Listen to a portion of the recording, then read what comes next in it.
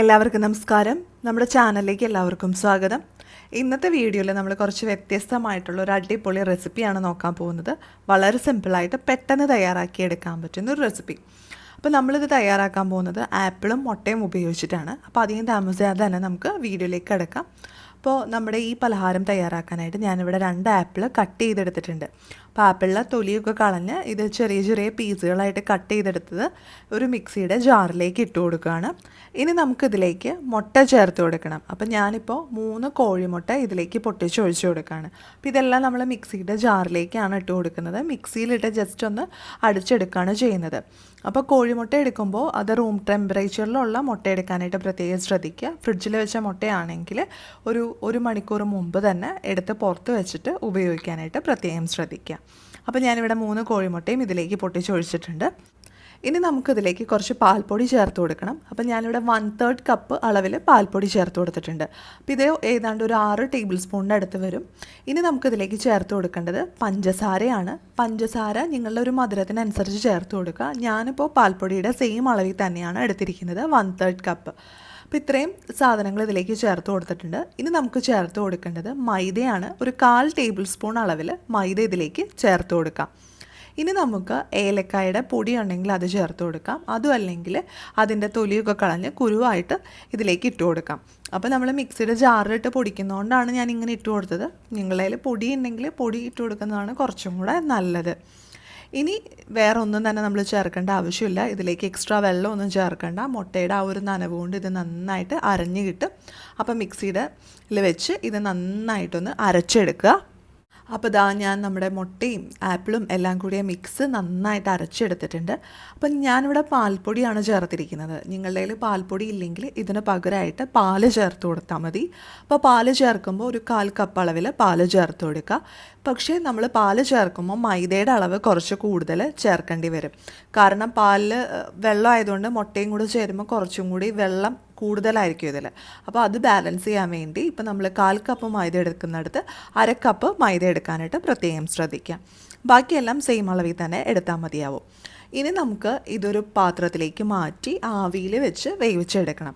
അപ്പം ഞാനിവിടെ ഒരു കേക്ക് ടിൻ എടുത്തിട്ടുണ്ട്. ആ കേക്ക് ടിന്നിൽ കുറച്ച് എണ്ണയൊക്കെ പുരട്ടി ഒന്ന് ഗ്രീസ് ചെയ്തെടുത്തിട്ടുണ്ട്. ഇനി ഇതിലേക്ക് നമുക്ക് നമ്മുടെ ഈ ആപ്പിളിൻ്റെ കൂട്ട് ഒന്ന് ഒഴിച്ചു കൊടുക്കാം. അപ്പം നിങ്ങളുടെ കയ്യിൽ ഇതുപോലത്തെ കേക്ക് ടിൻ ഇല്ലെങ്കിലൊന്നും വിഷമിക്കേണ്ട കാര്യമില്ല. നമ്മൾ സാധാരണ അടുക്കളയിൽ ഉപയോഗിക്കുന്ന ഏതെങ്കിലും ഒരു പാത്രം എടുത്താൽ മതിയാവും. അതും അല്ലെങ്കിൽ നമ്മൾ ഊണ് കഴിക്കാനൊക്കെ ഉപയോഗിക്കുന്ന സ്റ്റീൽ പ്ലേറ്റ് എടുത്തിട്ട് അതിലേക്ക് ഇത് ഒഴിച്ചിട്ട് കിണ്ണത്തപ്പം ഒക്കെ നമ്മൾ ഉണ്ടാക്കില്ലേ, ആ ഒരു മോഡലിൽ വെച്ചാലും മതി. അപ്പം ഞാനിപ്പോൾ എൻ്റെ കയ്യിൽ ഇങ്ങനത്തെ ഒരു കേക്ക് ടിൻ ഉണ്ട്. അപ്പോൾ അതുകൊണ്ടാണ് ഞാനിത് എടുത്തിരിക്കുന്നത്. ഇനി ഇഡ്ഡലി പാത്രത്തിൻ്റെ മുകളിലോ അപ്പച്ചെമ്പിൻ്റെ മുകളിലോ ഇതുപോലെ വെച്ച് നന്നായിട്ടൊന്ന് ആവിയിൽ വേവിച്ചെടുക്കാം. അപ്പോൾ ഒരു 15 മിനിറ്റ് മതിയാവും ഇത് വേവാൻ വേണ്ടിയിട്ട്.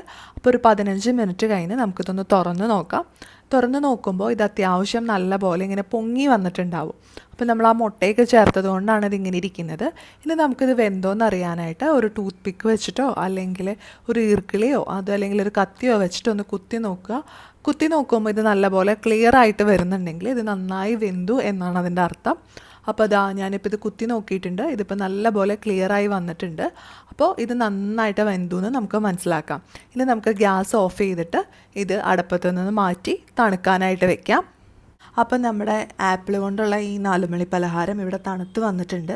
ഇതിന് എന്ത് പേര് വേണമെന്നെങ്കിലും നിങ്ങൾക്ക് വിളിക്കാം കേട്ടോ. നമുക്ക് വേണമെങ്കിൽ ആപ്പിൾ കേക്കെന്നോ ആപ്പിൾ സ്റ്റീംഡ് കേക്കെന്നോ അതും അല്ലെങ്കിൽ ആപ്പിൾ പുഡിങ്ങെന്നോ ഒക്കെ വിളിക്കാം. പുഡിങ്ങിൻ്റെ ഒരു വേറെ വേർഷനായിട്ട് വരും. ശരിക്കുള്ള പുഡിങ്ങെന്ന് നമുക്ക് പറയാൻ പറ്റില്ല. അപ്പോൾ ഇത് ഇനി നമുക്ക് വേറൊരു പാത്രത്തിലേക്ക് മാറ്റാം. ഇതുപോലെ ഒന്ന് തിരിച്ചു കൊടുത്താൽ മതി. അപ്പോഴേക്കും ഇത് വേഗം തന്നെ വിട്ട് പോരും. അപ്പോൾ ചൂടൊക്കെ ആറി കഴിയുമ്പോഴേക്കും ആ പൊങ്ങിയിരിക്കുന്നതൊക്കെ ഒന്ന് പതിയെ അമങ്ങി കുറച്ചും കൂടെ ചെറുതായിരിക്കും. അപ്പോൾ നോക്കുമ്പോൾ നിങ്ങൾക്ക് കാണാൻ പറ്റും നല്ല അടിപൊളിയായിട്ട് ഇത് വന്നിട്ടുണ്ട്.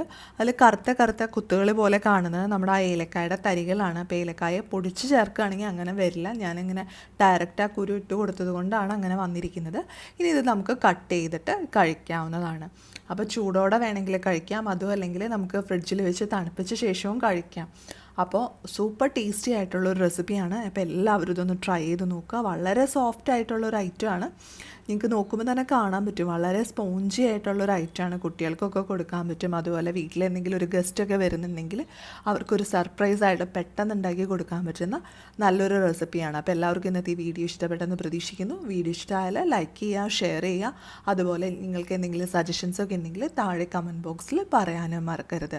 ഇനി അടുത്ത ദിവസം നമുക്ക് പുതിയൊരു റെസിപ്പിയായിട്ട് വീണ്ടും കാണാം.